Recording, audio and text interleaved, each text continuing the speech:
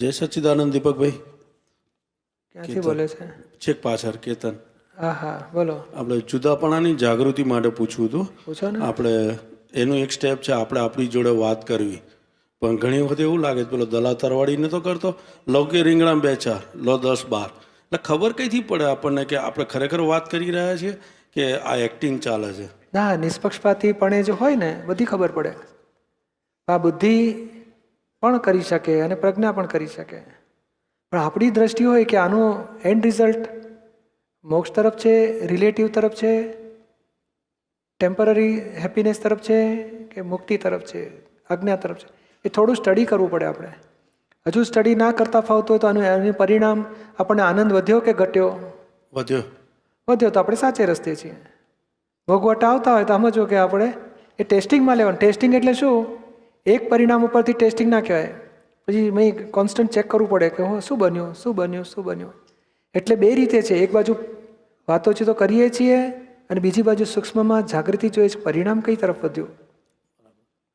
અને એટલું ચોક્કસ છે કે આપણા જ્ઞાનથી ઊંધું હોય, જે મોહ ભોગવવો હોય, ધાર્યું કરવું હોય, બીજાને દોષિત જોવા હોય, પોતાની ભૂલોનો બચાવ કરવા હોય, તે તો ઉઘાડું ઊંધું જ છે ને વળી.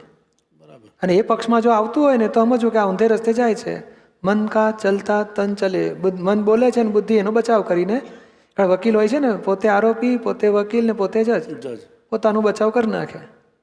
એ આપણે ના હોવું જોઈએ. વકીલાત, બુદ્ધિની વકીલાત ખસેડવી જોઈએ અને પ્રજ્ઞાથી લેવું છે. ના કેતનભાઈ આરોપી, તમે શુદ્ધાત્મા પ્રજ્ઞાની પક્ષમાં, અને પછી બે વચ્ચે બુદ્ધિની વકીલાતો ના ચલાવી લેવાય. એ તો જો ગેટ આઉટ કહેવાનું અને શું થાય જોવા દે. અને દાદાની 5 આજ્ઞા છે, જે જગત નિર્દોષ છે, પોતાની ભૂલો દેખાડે છે કે ઊંધું દેખાડે જોવાનું. એટલે નિષ્પક્ષપાતી ભાવે આપણે આગળ વધવું પડે. શું? અને આ રીતે જોતા આવીએ ત્યારે ક્યારેક એક સારું કામ કર્યું, આપણે કહીએ કેતનને બહુ સારું કર્યું, આવી રીતે કરતા રહેજો, તો આ ગર્વરસ કહેવાય કે? ના ના, પણ સારું કરતું એટલે નહીં, ઢીલો પડી ગયો હોય તો કેવું પડે. હા. અને મેં ચડી જાય ને તો આપણે બંધ રાખવું પડે ને. ના, અમે આજ્ઞામાં વગર પાણીએ કેટલાક બટાકા હોય છે ને, વરસાદમાં ના હોય તો એમને મૂળિયા નીકળે અને લાંબુ થતું જાય. એટલે પછી એવાને તો પાણી પીવડાવે જ નહીં.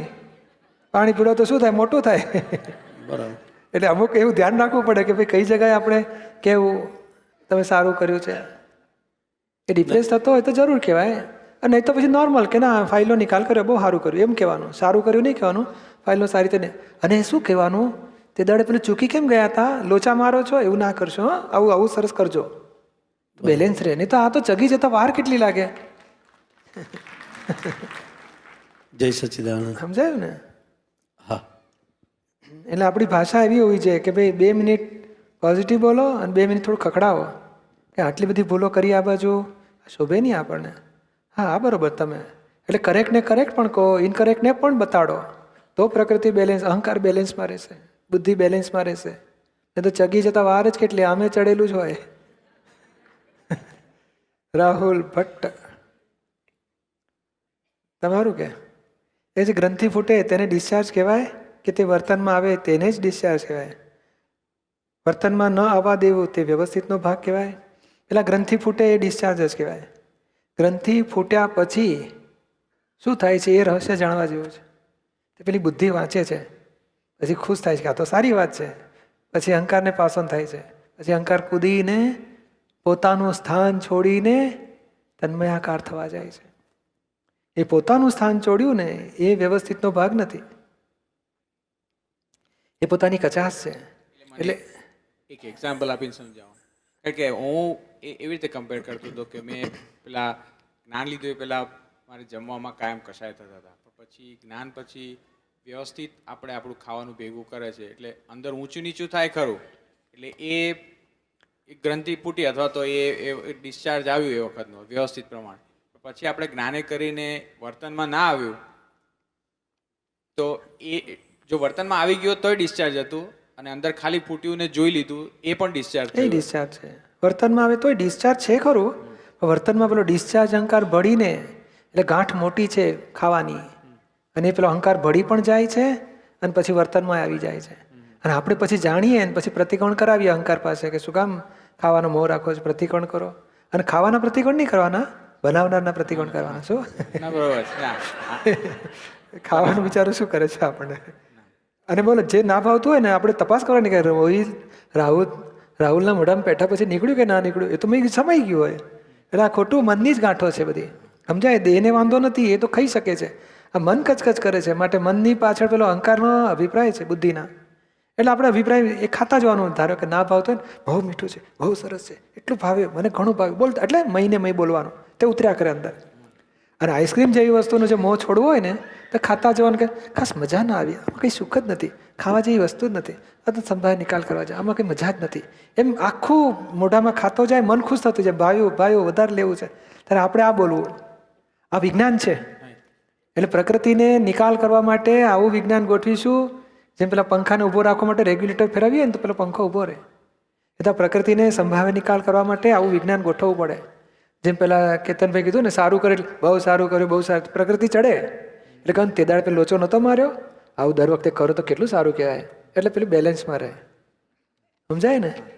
એટલે આવું આપણે ધારો કે ખાવાનું છે એમ થોડુંક સામાયિકમાં લેવું જોઈએ કે શું તમને ખાવામાં મોહ પડ્યો છે, એમ શું ફાયદો કાઢ્યો.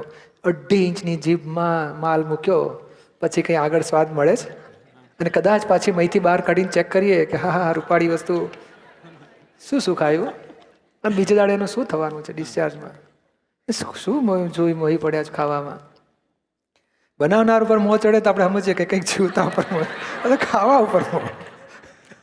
પછી બીજો પ્રશ્ન છે, બસ વર્તનમાં ન આવવા દેવું તે વ્યવસ્થિતનો ભાગ કહેવાય. એટલે એ વ્યવસ્થિતનો ભાગ તો નથી જ, એટલે વ્યવસ્થિત જ છે. વિચાર આવ્યા તે વ્યવસ્થિત, અને ભળી ગયો અહંકાર અને પછી વર્તનમાં આવી ગયું તે વ્યવસ્થિત. પણ આપણને ખબર નથી પડતી, એ આપણી અજાગૃતિ છે. આપણો વિરોધ હોવો જોઈએ કે રાહુલભાઈ આ શોભે આપણને? એ ખાવા માટે જે દિવસમાં 3 વખત ખાઈએ ને 365 દાડા ખાઈએ, એની માટે આટલું બધું કકડાટ કરો છો, આ શોભે આપણને? એવું આપણે ઘંટ વગાડ્યા કરવાનું. શું એને જ્યારે સંભળાશે, આવરણ પાતળા થશે ત્યારે સંભળાશે. અત્યારે તો આવરણ જાડા હોય તો ના સંભળાય ને. ના, પણ એ જે ન થવા દીધું એ વ્યવસ્થિતનો ભાગ આવે કે ના, પુરુષાર્થનો ભાગ આવે? ના, એ પુરુષાર્થનો ભાગ ખરો, પણ એ આવરણ પાતળું થયું થોડુંક. એ રસ ઓછો થાય ને ત્યારે જે બહુ કર્મોનો ફોર્સ હોય ને તો આપણો હાથે ખસી જાય. એટલે જાગૃતિ તમને ઉત્પન્ન તો થયેલી છે, ખોરાકનો મોહ ખોટો છે, ન હોવો જોઈએ, કોઈ દુઃખ થાય વ્યવહાર ન હોવો જોઈએ, ફાઇલ સંભાવે નિકાલ કરવો જોઈએ. એ તમારી પાસે જાગૃતિ 15 ડિગ્રીની તો છે જ. તો પેલું કર્મોની ગાંઠ ફૂટે ને 35 ડિગ્રીની, તે ધક્કો મારી દે છે. અને આ વખતે ધક્કો વર્તનમાં ન આવ્યો કેમ? તો પેલી જાગૃતિ 12 ડિગ્રીનો ફોર્સવાળું કર્મ હતું, તેમાં જાગૃતિ રહી, ઉદય વર્તનમાં ન આવ્યો. એટલે વર્તનમાં ન આવ્યું અથવા તો વર્તનમાં આવ્યું, બંને વખતે તમારો પુરુષાર્થ તો હતો જ, કર્મોનો ફોર્સ વધારે હતું એટલે પેલું વર્તનમાં આવી ગયું. અને પેલું નથી આવતું ત્યારે કર્મોનો ફોર્સ ઓછો છે. અથવા તો એવું પણ બને કે ધીમે ધીમે ગાંઠ ઓછી તો થતી જ જાય ને, પછી ધીમે ધીમે વર્તનમાં ના આવે, મનમાં કુદાકુદ થાય, પછી ધીમે ધીમે એ ખાલી થઈ જાય. આપણું પુરુષાર્થ આને છે, જાગૃતિને પુરુષાર્થ કહીએ છીએ. આ બની રહ્યું છે રાહુલને, એ બીજાને દુઃખ થાય છે માટે આ મોહ ખોટો છે, એવું જાગૃતિ રહી, એને પુરુષાર્થ કહેવાય છે. પણ એ જાગૃતિ ખાવું ઓછું ને ખાવું વધારે એ પુરુષાર્થનો ભાગ નથી, એ જાગૃતિ કોણ? પ્રજ્ઞા તરફથી છે. પ્રજ્ઞા કરતા થોડી છે. હારે કરાવે ને, જાગૃત કરે ને. જાગૃત આત્માને કોણ જાગૃતિ આપે છે? પ્રજ્ઞા જાગૃત કરાવે છે. મૂળ જ્ઞાનવિધિથી પ્રતિથી બેઠી એટલે હવે જાગૃતિ શરૂ થઈ. ને જે અનુભવનો ટચ થાય છે ને તેને પછી લક્ષ્ય રહે છે કે હું શુદ્ધાત્મા છું. હવે જેમ જેમ આ સત્સંગ થતો જાય છે એમ એને જાગૃતિ વધતી જાય છે, એને ભાન થતું જાય કે આ રોંગ, જે બ્લન્ડર તૂટ્યું, હું ખાનારો નથી, આહાર કરે છે, એ બ્લન્ડર તૂટ્યું. હજુ ખાવા માટે જે મોહ છે એ જે મિસ્ટેક કહેવાય છે, એ મિસ્ટેક સત્સંગથી સમજાતી જાય તેમ તેમ એની જાગૃતિ વધતી જાય છે. અને પછી એના ભાગાકાર થતા જાય કે આ ખોટું છે, આવું ના હોવું જોઈએ. સમજાય ને? અને એ જાગૃતિ સત્સંગથી વધે છે અને પછી પ્રજ્ઞા એને ચેતવે છે, અને પછી જાગૃતિ પકડી લે છે કે ના હવે ફાઇલનો સંભાવે નિકાલ કરવો છે. જય સચ્ચિદાનંદ. બોલો. આ આગલા પ્રશ્નના અનુસંધાનમાં પ્રશ્ન છે કે આપણે જે ચીજનો મોહ હોય વધુ કે ન ખાવાની નક્કી કર્યું હોય તો એને શું માનવું? એ ક્રમિક માર્ગનો રસ્તો છે ભાઈ. કારણ શું, અહંકારે કરીને નક્કી કર્યું નથી ખાવું, એટલે પછી એ અહંકાર બીજે ભાવમાં ખૂબ ખાયા કરે છે. માટે એ ક્રમિક માર્ગમાં સાચો રસ્તો છે. કારણ ગુરુ સમર્થ હોય એને આધીન રહીને ધીમે ધીમે ધીમે ઉપર ચડી જાય છે.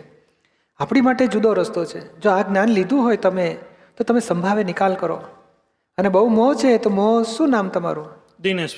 તો દિનેશને મોહ છે એવું જુદું જુઓ, અને મોહની પાછળ એ વસ્તુની મહત્વતા શું છે એવું બધું બિલીફ પડેલી છે. તો આપણે વસ્તુને ખસેડતા નથી, વસ્તુ પ્રત્યેની બિલીફને ચોખ્ખી કરી નાખીએ છીએ. સમજાયું ને? જેમ ખાવાનો મોહ હોય, આ તો દાખલો લઈએ, તો ખાવાના પ્રત્યાખ્યાન લે, કેટલા દાડા લઈ શકે કે હું એક દાડો નહીં ખાઉં, બીજે દાડો ડબલ ખાઈ નાખે. એના વૃત્તિઓ છોડતી તો નથી જ, પણ વૃત્તિઓ ઊભી શેમાંથી થઈ છે? ખાવાને લીધે નહીં. ખાવાનો મોહ પેલી માન્યતામાંથી ઊભો થયેલો છે કે ખાઈશું બહુ મજા આવશે, ખાવું જ જોઈએ, મજા આવે મજા આવે. સુખને માટે એ મોહ ઉત્પન્ન થયેલો છે. તો આપણે બતાડીએ કે આ સુખ છે કે અંતે દુઃખ છે. આ સુખ લોન પર લીધા છે ને, એના રીપેમેન્ટ દાળ દુખશે ને ત્યારે આવશે, તૈયારી રાખજે બાપ. એવું બતાડ કરવું પડે. અને આમાં સુખ છે જ ક્યાં?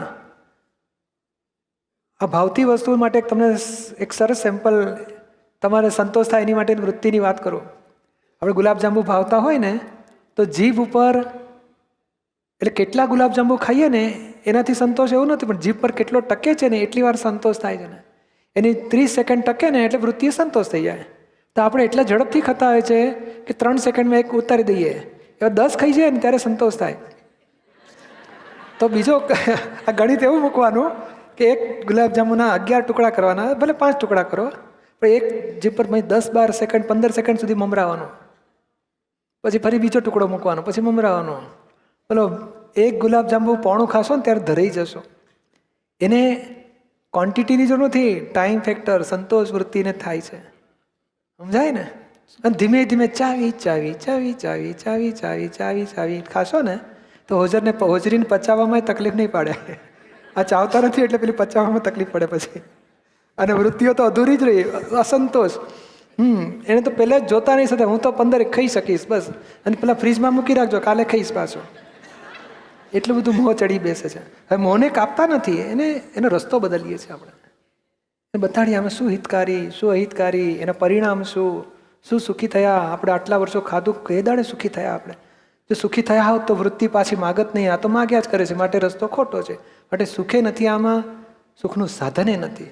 સાચું સુખ પોતાના શુદ્ધાત્મામાં છે. એવું ધીમે ધીમે સમજણ સામાયિકમાં બેસાડીને દિનેશભાઈ સાથે વાતો કર્યા કરવી જોઈએ.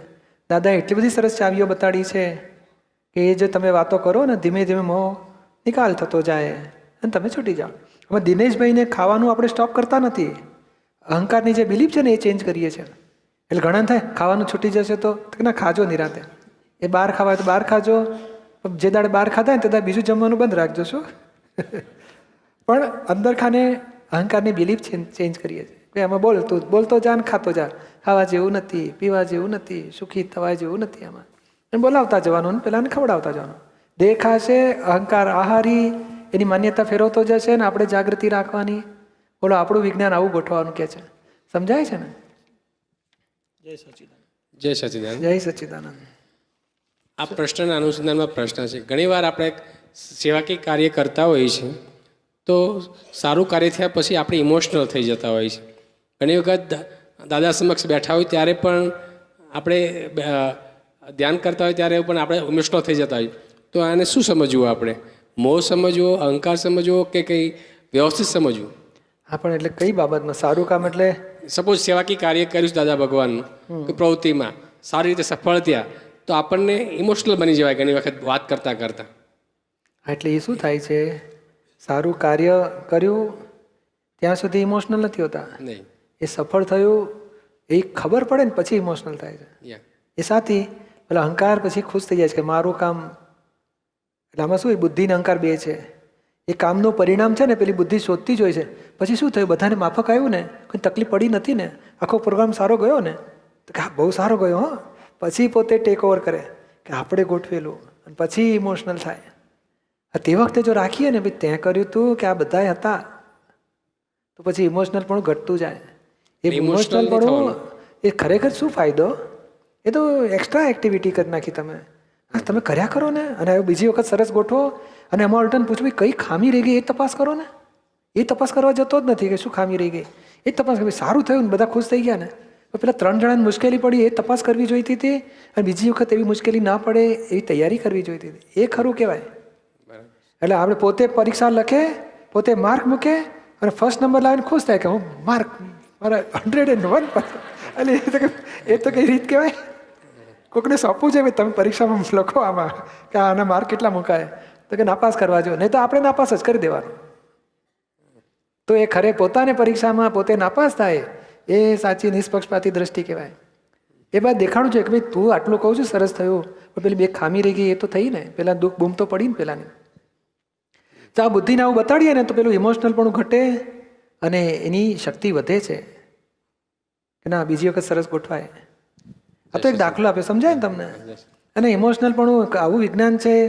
આ બુદ્ધિ જો બરોબર જ્ઞાન ગોઠવશું ને તો ધીમે ધીમે ઇમોશનલ પણ ઓછું થાય, અને ઇમોશનલ નહીં થઈએ ને તો વધારે સરસ કામ કરી શકીશું. આખી શક્તિ અવરાઈ જાય છે ઇમોશનલ થવાથી. મૃદુલા આત્માને અને જીવને શું સંબંધ છે, અને તે છે તો એ કેવો સંબંધ છે? ક્યાં છે મૃદુલાબેન? અરે પાછળ. આત્માને અને જીવને સંબંધ એટલો જ છે જેમ ચંદ્રમાને અને ચોથને સંબંધ હોય ને. ચોથ પાંચમ હોય છે ને ચંદ્રમાને. ઉભા રહેજો ને, ઉભા રહેજો. ફાવશે ને ઉભા રહેવાનું? પગ દુખતા નથી ને? તો ઉભા રહો. તો શું છે કે આ અવસ્થા કહેવાય છે ચંદ્રમાની. એકમ, બીજ, ત્રીજ, ચોથ હોય છે ને બધી.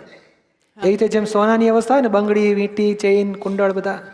સોનું અને સોનાની અવસ્થા બે શબ્દ થયા ને, એટલે આત્મા પોતે આત્મા જ છે. પણ એની જ્યાં સુધી અજ્ઞાન માન્યતાઓ છે, હું મૃદુલા છું, આની વાઈફ થઉં, આની મમ્મી છું, હું ધંધો આવો કરું, મારે આમ પૈસાની જરૂર, જ્યાં સુધી સંસારી મોહમાં છો ત્યાં સુધી તમે જીવાત્મા કહેવાઓ, તમે જીવ દશામાં છો. અને જ્યારે તમને ભાન થાય કે મૃદુલા જુદા છે ને હું શુદ્ધાત્મા છું, ના ફાઇલ છે ને સંભાવ નિકાલ કરવો છે, વ્યવસ્થિત કરતા છે, તો તમે અંતરાત્મામાં આવો છો. આત્મા તો છો જ તમે, પણ અત્યારે આત્માની સ્થિતિ કઈ? તો કે જીવાત્મા. હવે આત્માની સ્થિતિ બદલાઈ, અંતરાત્મા થયો. અને જેમ જેમ બધી ફાઇલો પૂરી થશે, ફાઇલ વગરના તમે પરમાત્મા કહેવાશો. એનો એ જ આત્મા, પરમ દશા આત્માની, એને પરમાત્મા કહેવાય છે. સમજાય ને? એટલે આત્માની દશા ત્રણે છે: જીવાત્મા, અંતરાત્મા અને પરમાત્મા. પરમાત્મા આત્માથી જુદો નથી. આત્મા સ્વ પરમાત્મા. પરમ પરમ શબ્દ વિશેષણ છે. જેમ અંતર પણ વિશેષ, અંતર આત્મા, જીવ આત્મા, એને બહિર્મુખી આત્મા કહેવાય છે. આ પરમાત્મા કહેવાય. પરમ એટલે પરમ વિનય, પરમ શાંતિ, પરમ સુખ, પરમ તેજ. એ પરમ શબ્દ એબ્સોલ્યુટ સ્થિતિને ખુલ્લી કરે છે. તો આત્માની એબ્સોલ્યુટ સ્થિતિ થાય છે ત્યારે પોતે જ પરમાત્મા કહેવાય છે. સમજાયું ને? અને ચેતન એટલે શું? ચેતન શબ્દના બે અર્થ છે. ચેતન એટલે જ્ઞાન વત્તા દર્શન. જ્ઞાન અને આજે આને આપણે કહે ને, લાકડાને ટેબલને ચેતન નથી, પણ આપણે કહીએ ને કે હલે ચલે એને ચેતન કહીએ છીએ. કે આ હલ્યો, હા તો મને તો મળદું થઈ ગયું છે, મરી ગયો લાગે છે, આટલું બધું વજન એની પર પડ્યું, મરી ગયો હશે. પછી ધીમેથી હલ્યો ને, શ્વાસ તો ચાલે છે, ધબકારા, હલે ચલે એને ચેતન કહીએ છીએ. ખરેખર હલે ચલે એ તો પંખા હલે ચલે જ છે ને, એ ચેતન નથી. એ તો મશીનરીની ગાડીઓ, ટ્રેનો, પ્લેનો બધું કેટલું બધું હલે ચાલે છે. એટલે મિકેનિકલ ભાગ એ ચેતન નથી. પણ જ્ઞાન દર્શન એ ચેતન છે. અથવા તો ક્રોધમાન માયાલોભ ઉત્પન્ન થાય છે, જ્યાં સુખ દુઃખ ઉત્પન્ન થાય છે, જ્યાં લાગણી છે, સેન્સેશન છે, ત્યાં ચેતન છે. જેમ કીડી હોય ને તો મરચું નાખો ને ભાગદોડ કરી મૂકે, અને ખાંડ નાખો તો ભેગી થાય. એને ખબર પડે છે આ મીઠું છે, એટલે સ્વાદની ખબર પડે છે, સુગંધની ખબર પડે છે, માટે ત્યાં ચેતન છે.